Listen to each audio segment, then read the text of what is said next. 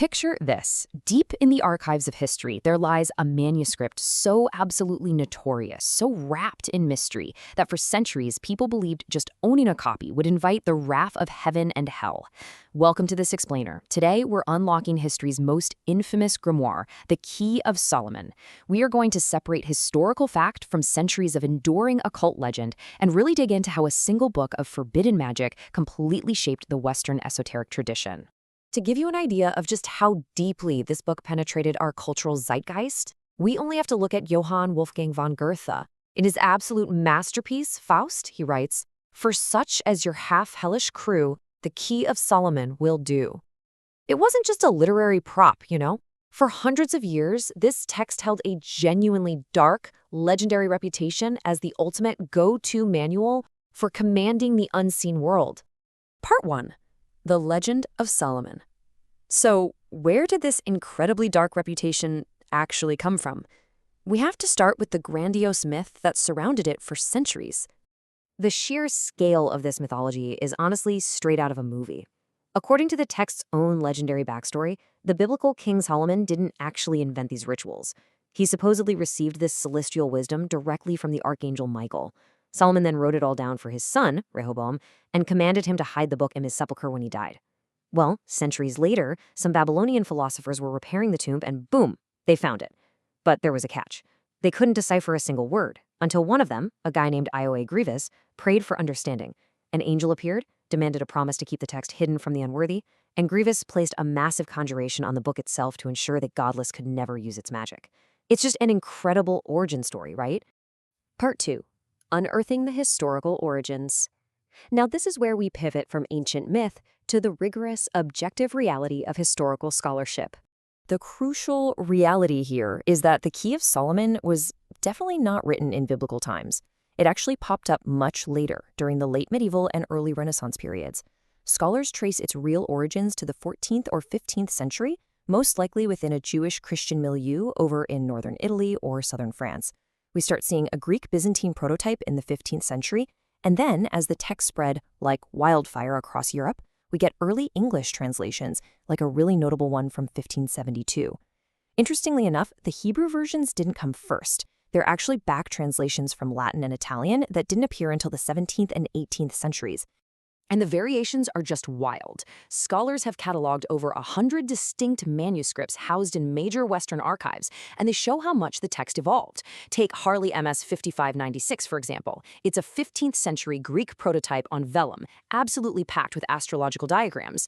Jump over to Sloane MS 3847, a 1572 English and Latin translation, and suddenly you have very clear handwriting and really strong Christian prayers mixed in.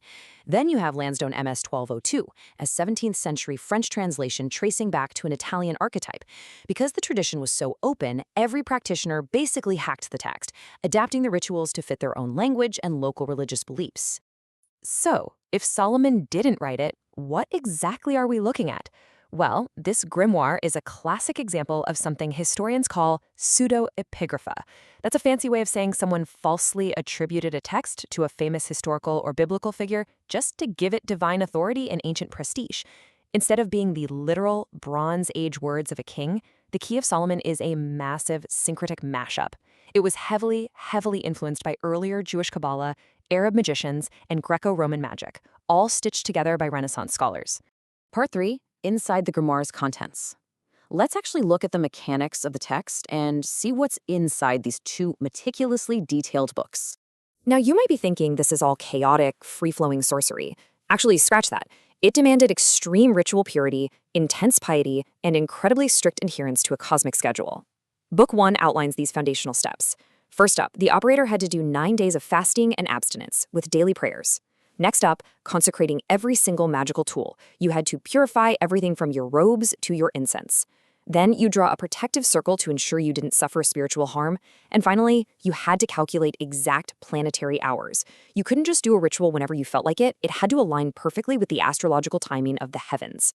Then we get to Book 2, which focuses heavily on pentacles, these very intricate geometric talismans. Making these was treated almost like a precise scientific operation. You needed specific materials tuned to specific planetary intelligences. For instance, if you were making a pentacle of Saturn, which was used for subjugation or hindrance. The rules said you had to engrave it on lead. Pentacles of the sun, used for favor and prosperity, absolutely required pure gold. And Venus, being associated with love, required copper. Every single thing in this system was interconnected through these exact planetary correspondences. But it wasn't all just metal and math. The rituals required some deeply visceral ingredients. Practitioners needed virgin parchment, and we're talking specifically derived from an unborn animal to guarantee absolutely zero spiritual contamination. They used black-handled iron knives forged during the hour of Mars, bat blood for specific inks, and intensely aromatic fumigations like mastic incense. These kinds of sensory details really bring this historical text to life, don't they? It shows just how demanding and highly specific this environment was for the medieval practitioner. Part 4. Greater versus lesser key. This brings us to a really vital distinction in esoteric history that constantly gets mixed up. Okay, there is a stark contrast between these two texts. The book we've been talking about, The Greater Key of Solomon, or Clavicula, focuses on divine theurgy. It relies entirely on the magician's spiritual alignment with God, requiring humility and fasting to command spirits safely. On the completely flip side, the Lesser Key of Solomon, also known as the Lemegeton, is a much later 17th century compilation. The Lesser Key is entirely focused on Giotia, which is the forceful, coercive binding of 72 demons using a triangle of manifestation and a brass vessel. The Greater Key is about holy alignment. The Lesser Key is about forceful containment. They are totally distinct traditions, even though they share a name. Part 5. The 19th Century Revival. How did this medieval manuscript actually survive into our modern era? Its survival was largely driven by Victorian occultists, who didn't just see this as a historical curiosity, but as a supreme key to practical magic.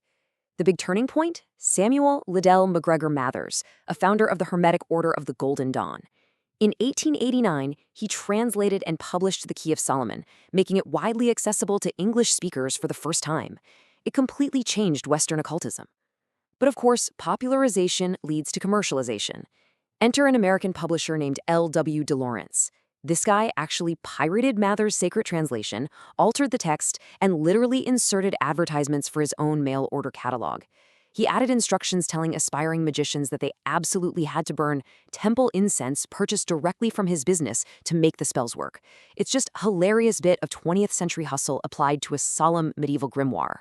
Part 6. Shadows in Modern Culture. Let's take a look at the massive footprint this centuries-old manuscript has left on contemporary media. Ultimately, the Key of Solomon is not just a relic gathering dust. In the late 1940s, Gerald Gardner extracted huge chunks of the Key of Solomon to help build the ritual chassis for modern Wicca, incorporating its consecrated circles and tools directly into modern witchcraft. In literature, it's a huge part of Umberto Eco's famous novel, Foucault's Pendulum. And if you're a gamer, you've almost certainly encountered demons and lore pulled straight from the Solomonic corpus in the hit Persona series. It even made its way to network television, showing up as a protective grimoire in the CW's Supernatural. Its legacy is incredibly diverse and just deeply embedded in our pop culture today. Which leads us to a final thought I want to leave you with. Does the true magic of the Key of Solomon lie in its spells or in its unbroken 7th century hold over the human imagination? Whether you view it as a historical oddity, a psychological tool, or a genuine book of power, you can't deny its absolute magnetism. It so perfectly blurs the line between historical text and the enduring power of human belief. Thank you for joining me on this explainer. I really hope this deep dive has sparked your curiosity to explore the incredible history hiding right in the shadows of our culture. Until next time, keep questioning and keep learning.